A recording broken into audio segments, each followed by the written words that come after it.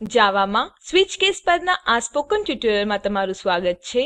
આ ટ્યુટોરીયલમાં જાવામાં સ્વિચ કેસ કન્સ્ટ્રક્ટરનો ઉપયોગ કેવી રીતે કરવું તે શીખીશું. આ ટ્યુટોરીયલ માટે આપણે ઉબુન્ટુ 11.10 જેડીકે 16 અને એક્લિપ્સ 370 નો ઉપયોગ કરી રહ્યા છીએ. આ ટ્યુટોરીયલ માટે તમને જાવામાં if એલ્સે સ્ટેટમેન્ટ વિશે જ્ઞાન હોવું જરૂરી છે.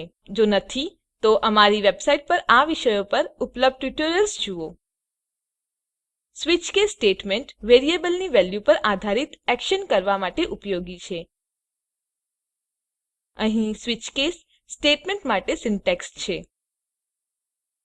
ચાલો હવે તેનો ઉપયોગ કરીએ. મેં પહેલેથી જ એક્લિપ્સ ખોલ્યું છે. મેં સ્વિચકેસડેમો નામનો એક ક્લાસ બનાવેલ છે. હવે ચાલો કેટલાક વેરિયેબલો ઉમેરીએ. મેઇન મેથડ અંદર આપણે ઇન્ટ ટાઇપનો ડે નામનું વેરિયેબલ બનાવીશું. તો મેઇન મેથડ અંદર ટાઇપ કરો ઇન્ટ ડે અને આપણે તેને વેલ્યુ આપીશું ઇક્વલ ટુ 3 સેમિકોલોન. હવે ચાલો સ્ટ્રિંગ ટાઇપનું વેરિયેબલ ડીનેમ બનાવીએ. સ્ટ્રિંગ ડીનેમ આપણે તેને નલ થી ઇનિશિયલાઇઝ કરી શકીએ છીએ. અહીં ડીનેમ એક વેરિયેબલ છે જે અઠવાડિયાના દિવસો નામોને સંગ્રહે છે. ડે દિવસ નંબર સંગ્રહે છે. હવે આપણે સ્વિચ કેસ સ્ટેટમેન્ટ ટાઇપ કરીશું. તો આગામી લાઈન ટાઇપ કરો સ્વિચ કૌંસ અંદર ડે પછી કર્લી કૌંસ ખોલો એન્ટર દબાવો. આ સ્ટેટમેન્ટ કયા વેરિયેબલો કેસો માટે ધ્યાનમાં છે તે વ્યાખ્યાયિત કરે છે. આગામી લાઈનમાં ટાઇપ કરો કેસ 0 કોલન. આગામી line dname equal to double અવતરણ ચિહ્ન અંદર સન્ડે સેમિકોલોન. પછી આગામી લાઈનમાં બ્રેક ટાઇપ કરો. આ સ્ટેટમેન્ટ કહે છે જો ડે 0 છે તો ડીનેમ સન્ડે થી સુયોજિત થયેલું હોવું જોઈએ. નોંધ લો કે બ્રેક સ્ટેટમેન્ટ દરેક કેસના અંતે જ વાપરી શકાય છે. બ્રેક સ્ટેટમેન્ટ દરેક કેસના જટિલ ફેશનમાં કાર્ય કરે છે. તે આ ટ્યુટોરીયલના અનુગામી ભાગમાં સમજાવવામાં આવશે. એ જ રીતે ચાલો બાકીના કેસો લખીએ. આગામી લાઈનમાં ટાઇપ કરો કેસ 1 કોલન.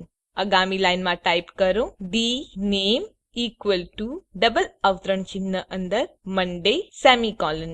આગામી લાઈનમાં બ્રેક ટાઇપ કરો કેસ 2 કોલન. આગામી લાઈનમાં ડીનેમ ઇક્વલ ટુ ટ્યુઝડે અને પછી સેમિકોલોન. આગામી લાઈનમાં બ્રેક ટાઇપ કરો પછી કેસ 3 કોલન ટાઇપ કરો ડીનેમ ઇક્વલ ટુ ડબલ અવતરણ ચિહ્ન અંદર વેડનેસડે અને પછી આગામી લાઈનમાં બ્રેક ટાઇપ કરો પછી કેસ 4 કોલન ટાઇપ કરો.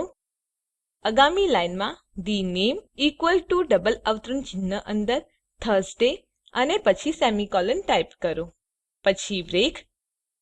પછી કેસ 5 કોલન ટાઇપ કરો ડીનેમ ઇક્વલ ટુ ડબલ અવતરણ ચિહ્ન અંદર ફ્રાઇડે અને પછી સેમિકોલોન બ્રેક લખો. પછી કેસ 6 કોલન ટાઇપ કરો.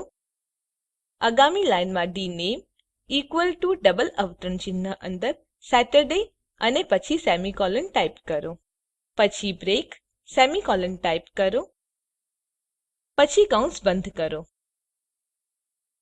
હવે ચાલો પ્રિન્ટ સ્ટેટમેન્ટ ઉમેરીએ અને કોડ એક્શનમાં જોઈએ. આગામી લાઈનમાં ટાઇપ કરો system dot out dot println કૌંસ અંદર ડીનેમ પછી સેમિકોલોન. હવે ફાઇલ સેવ અને રન કરો. હવે Ctrl S અને Ctrl F11 કી દબાવો. આપણને વેડનેસડે આઉટપુટ મળ્યું છે જે કેસ 3 અનુરૂપ છે. હવે ડે ની વેલ્યુ બદલો અને પરિણામ જુઓ. તો 3 થી 0 માં બદલો. હવે ફાઇલ સેવ અને રન કરો. આપણે જોઈ શકીએ છીએ આઉટપુટ 0 કેસ અનુરૂપ સન્ડે છે. હવે શું થશે જો વેલ્યુને સંબંધિત કોઈ પણ કેસ ન હોય? ચાલો તે જોઈએ. ડે ઇક્વલ ટુ -1 થી બદલો. ફાઇલ સેવ અને રન કરો. આપણે જોઈ શકીએ છીએ આઉટપુટ કંઈ જ નથી, પરંતુ તે વધુ સારું હશે જો આપણે બધી વેલ્યુ માટે કેસ રાખીએ. તે ડિફોલ્ટ કીવર્ડનો ઉપયોગ કરી કરવામાં આવે છે. તો છેલ્લા કેસ પછી ટાઈપ કરો ડિફોલ્ટ કોલન આગામી લાઈનમાં ડીનેમ ઇક્વલ ટુ ડબલ અવતરણ ચિહ્ન અંદર વ્રોંગ ચોઇસ અને પછી સેમીકોલન ટાઈપ કરો. આગામી લાઈનમાં બ્રેક સેમીકોલન ટાઈપ કરો. આપણે કેસ ડિફોલ્ટ ન લખીશું, આપણે માત્ર ડિફોલ્ટ કીવર્ડનો ઉપયોગ કર્યો છે. હવે કોડ રન કરીએ તો ફાઈલ સેવ અને રન કરો. આપણે જોઈ શકીએ છીએ મૂળભૂત કેસ એક્ઝીક્યુટ કરવામાં આવેલ છે અને જરૂરી મેસેજ વ્રોંગ ચોઇસ પ્રિન્ટ થયેલ છે. બીજી રેન્ડમ વેલ્યુ સાથે પ્રયત્ન કરીએ. -1 ને 15 થી બદલો. આપણે જોઈ શકીએ છીએ ફરી ડિફોલ્ટ કેસ એક્ઝીક્યુટ થયેલ છે. શું થશે જો આપણે બ્રેક સ્ટેટમેન્ટ રદ કરીએ છીએ? તો ચાલો day 15 ને day 4 થી બદલીએ.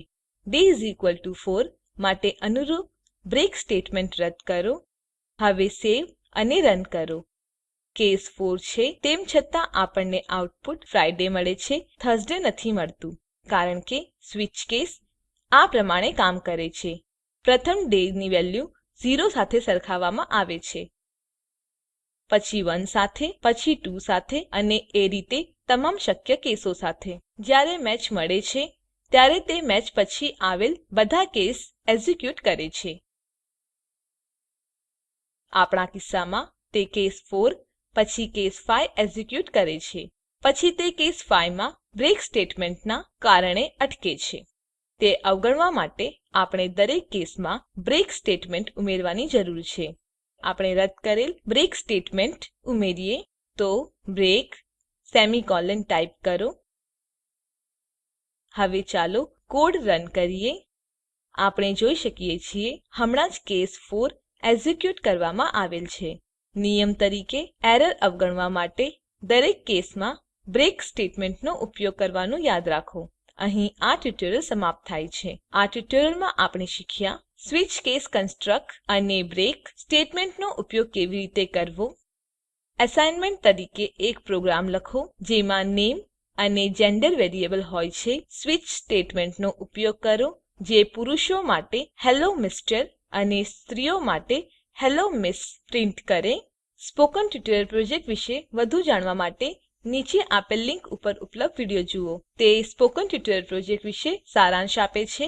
જો તમારી પાસે સારી બેન્ડવિડ્થ ન હોય તો તમે તે ડાઉનલોડ કરી જોઈ શકો છો. સ્પોકન ટ્યુટોરીયલ પ્રોજેક્ટ ટીમ એ સ્પોકન ટ્યુટોરીયલોની મદદથી વર્કશોપ આયોજિત કરે છે. જેઓ ઓનલાઈન પરીક્ષા પાસ કરે છે તેમને પ્રમાણપત્રો આપે છે. વધુ વિગતો માટે contact@spoken-tutorial.org ઉપર સંપર્ક કરો. Spoken tutorial project A talk to a teacher પ્રોજેક્ટનો એક ભાગ છે જે આઇસીટી એમએચઆરડી ભારત સરકાર દ્વારા શિક્ષણ પર નેશનલ મિશન દ્વારા આધારભૂત છે. આ મિશન વિશે વધુ માહિતી આપેલ લિંક ઉપર ઉપલબ્ધ છે. spoken-tutorial.org/nmeict-intro આઈઆઈટી બોમ્બે તરફથી રેકોર્ડિંગ કરનાર હું જ્યોતિ સોલંકી વિદાય લઉં છું. જોડાવા બદ્દલ આભાર.